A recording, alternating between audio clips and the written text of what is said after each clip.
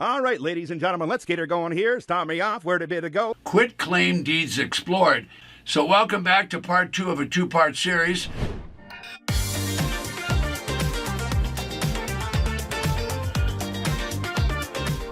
So there's lots of confusion when it comes to quit claim deeds, warranty deeds, sheriff's deeds, commissioner's deeds.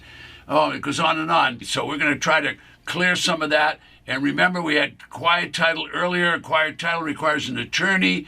And what you're trying to do is you're trying to get someone else's claim off of your property. You bought a property at a tax auction, and the attorney has to do that with lawsuits and so on. So a quiet title is definitely a legal process. Ted Thomas is not an attorney, so I'm not giving you legal advice, okay? This is an episode, and we're working towards simplifying and trying to make things a little more clear. I'm Ted Thomas. I've been involved in tax defaulted property and in the business for over 30 years. This is nothing more than a subset of the traditional real estate, except the properties have all gone through a default process. That means the property owner refused to make their property payments for taxes, and the local sheriff and the local treasurer have confiscated the property and then resold it.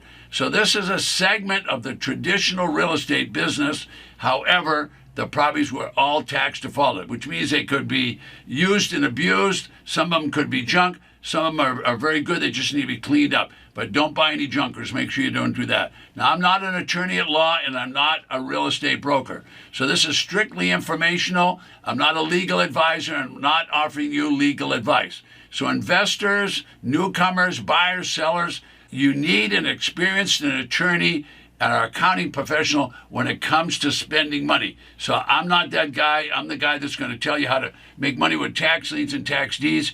So a lot of confusion about quit claim deeds, where to use them and how to use them, okay? So title companies are going to be a go-to source for you for information. Whether you're a buyer or a seller, you really want to start a relationship with a title company. So many years I've been involved with tax lien certificates and tax defaulted property. And I noticed this confusion of the quit claim and when it can be used and when it can't. So when you buy a property at a tax defaulted auction, How better go there? How better go there? How better go where? How better go here? Better go here? How better now? Better go. they are going to issue you a deed. But the effect of that deed is that it's a quit claim deed. All right, now, when you get a quit claim deed, that means that the county is not giving you any guarantee or warranty of the condition of the property. In other words, you buyer beware, you bought as is. All right, now the same situation with regard to the title. The county is not giving you a warranty as to the title. All right, so now if you want and you want to resell the property, what's happened with the title when it went to the county took over, the title has had the chain broken. The chain is broken in the title, and now it has to be repaired. You do that with a quiet title process. That's a lawsuit, requires an attorney to do it, and they're going to put that title back together by getting all the claims off the property. All right, that has nothing to do with a quit claim. A quit claim is that if there's someone on the property and they want to quit claim their interest in the property, they can do that. Now, where's this taking place? All 3,000 plus counties across the United States are auctioning tax defaulted property. That means in 3,000 plus counties, when they auction a property, they broke the title and they're going to sell that property, and they're going to sell that property for 10, 20, 30 cents on the dollar. Now, I don't make the rules, but the treasurer in the county is taking direction from the Board of Supervisors, who's getting their direction from the local state legislature. So think about it this way. The legislature starts at the top. They make the rules. They push it down to the supervisors. Okay, the supervisors and county commissioners, they do the enforcement. And then what they do is they mandate that the treasurer levy the tax. If they can't collect the tax, they have the treasurer go out and confiscate the property. So what are you buying at tax defaulted property? You are buying tax defaulted property that have no mortgage on them, no deed of trust, because that's been X'd out by the treasurer. So now you're buying properties without those major loans on. That simply means now what you have to do is get the title put back together, and so that means you're going to need a quiet title to do that. All right, many people that are on the title will just quit claim their interest. They can just give that to you, but that's not a legal process. The legal process to get them off means that you had to go through the quiet title process. The title company will not issue title insurance unless a quitclaim is finished. So this information is included, and it all goes together with quiet title and quitclaim.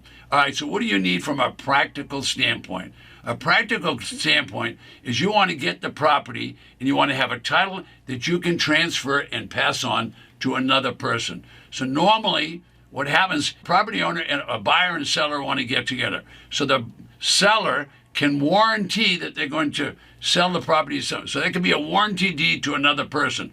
And what does a warranty deed promise? It promises that there's good title. In other words, there's no mortgage on the property, there's no deed of trust on the property, there's no other liens, there's no creditors. All right, but you're not buying in that environment. You're not buying from one owner to another owner. You're buying a property that's had the title chain broken because the tax collector went out and confiscated the property. There's a world of difference between those two. So the title company will always check all that. And when they check all that, if there's a break in the title, they're going to require a quitclaim deed, so an attorney has made sure all of those other people that had claims have been cleared off the property. The only way they can get those cleared off the property is for them to do a quiet title action, which is a lawsuit. So you're kind of getting the idea. So a quitclaim only transfers what that person owns. So a husband and a wife, a married couple, if they get divorced, well, what would happen?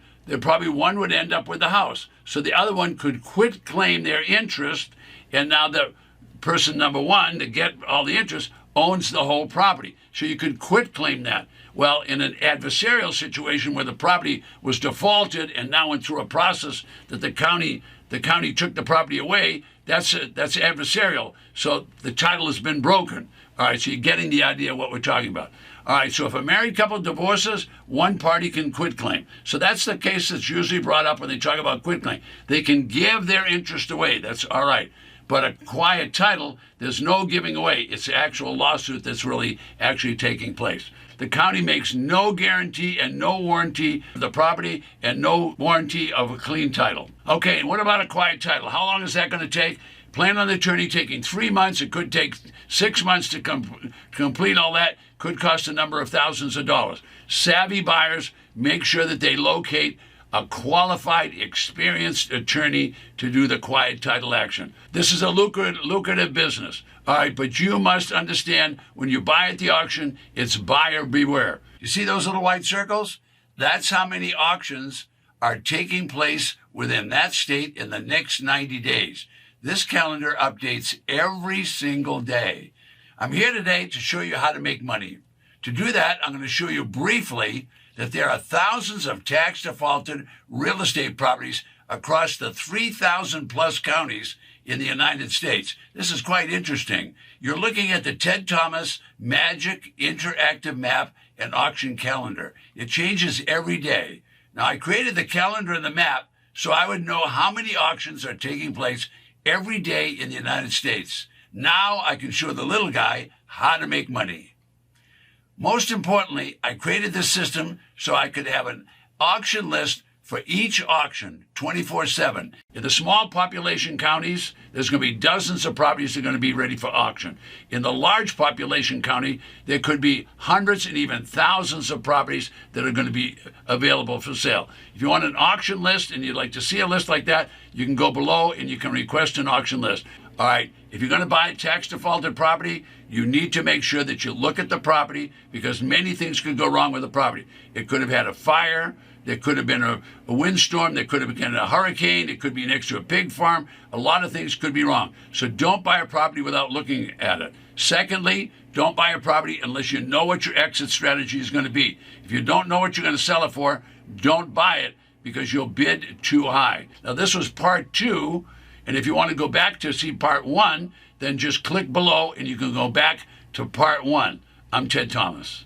Don't forget, request your free auction list right below me.